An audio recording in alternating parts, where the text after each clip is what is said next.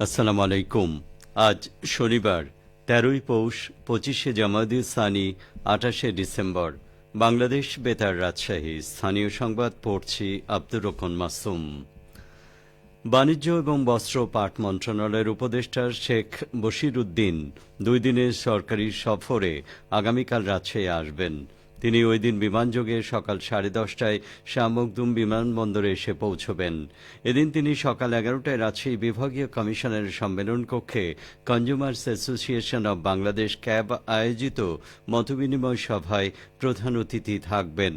পরে তিনি দুপুর 2:15টায় টেক্সটাইল ভোকেশনাল ইনস্টিটিউট পরিদর্শন করবেন। বাংলাদেশ রেশম উন্নয়ন বোর্ডের সম্মেলন কক্ষে দুপুর 2:30টায় বাংলাদেশ রেশম উন্নয়ন বোর্ডের কর্মকর্তা কর্মচারীদের সাথে পরিচিতি ও মতবিনিময় সভায় অংশগ্রহণ করবেন।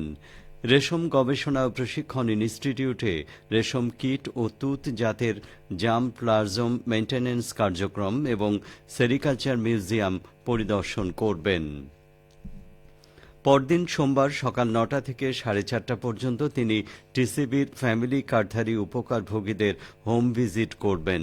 ওই দিন সন্ধে 5:45টায় তিনি বিমানযোগে ঢাকার উদ্দেশ্যে রাজশাহী ত্যাগ করবেন। সিরাজগঞ্জে অসহায় ও দরিদ্র শীতার্তদের মাঝে শীতবস্ত্র বিতরণ করা হয়েছে।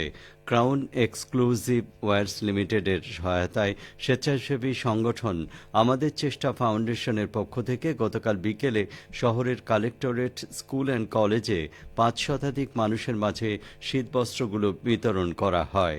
বিতরণ অনুষ্ঠানে প্রধান অতিথি ছিলেন সিরাজগঞ্জের জেলা প্রশাসক মোহাম্মদ নজরুল ইসলাম।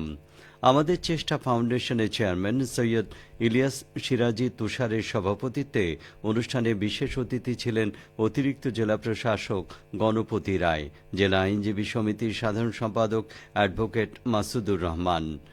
এদিকে বগুড়া শিবগঞ্জে দুস্থ অসহায় মানুষদের মাঝে শীতবস্ত্র বিতরণ করা হয়েছে।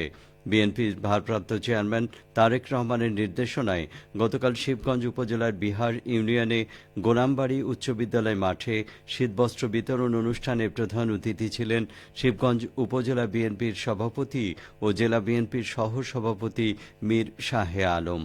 এ সময় উপজেলার 1000 দুস্থ অসহায় মানুষের মাঝে শীতবস্ত্র বিতরণ করা হয়।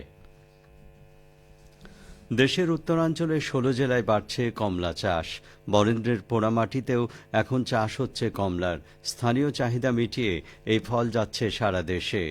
আবহাওয়া, মাটির গুণগত মানের কারণে এ অঞ্চলে চায়না কমলা, দার্জিলিং মাল্টা এবং ম্যান্ডারিন কমলা চাষ লাভজনক হয়ে উঠছে।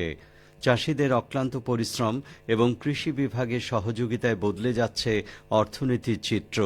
প্রতিবছর কমলার উৎপাদনও বাড়ছে বরেন্দ্র অঞ্চলে। 2021-22 মৌসুমে এলাকায় 44 হেক্টর জমিতে উৎপাদন হয়েছিল 135 মেট্রিক টন কমলা। হেক্টর প্রতি গড় ফলন ছিল 3.09 মেট্রিক টন।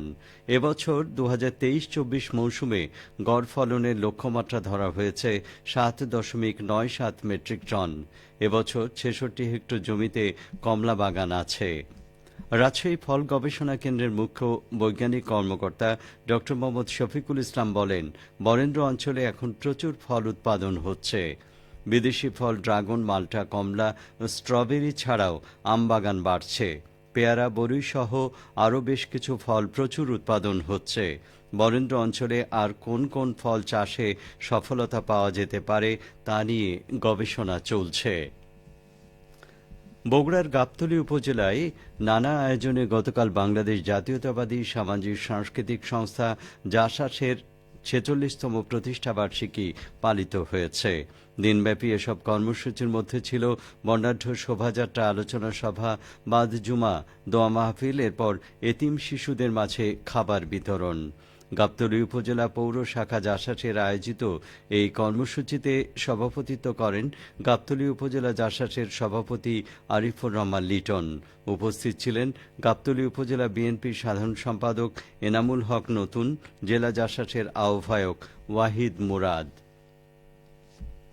গণযোগাযোগ অধিদপ্তরের সহকারী পরিচালক মোহাম্মদ মনিরুল ইসলাম নাটোর জেলা তথ্য অফিসের কার্যক্রম পরিদর্শন করেছেন।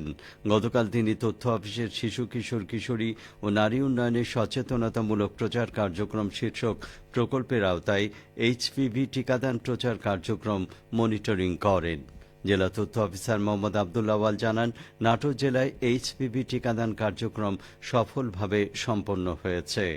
নারী সমাবেশ, সড়ক প্রচারণা, মতবিনিময় প্রচারণা, উদ্বুদ্ধকরণ কার্যক্রমের মাধ্যমে টিকাদান কর্মসূচি সফল করার ক্ষেত্রে ভূমিকা পালন করে।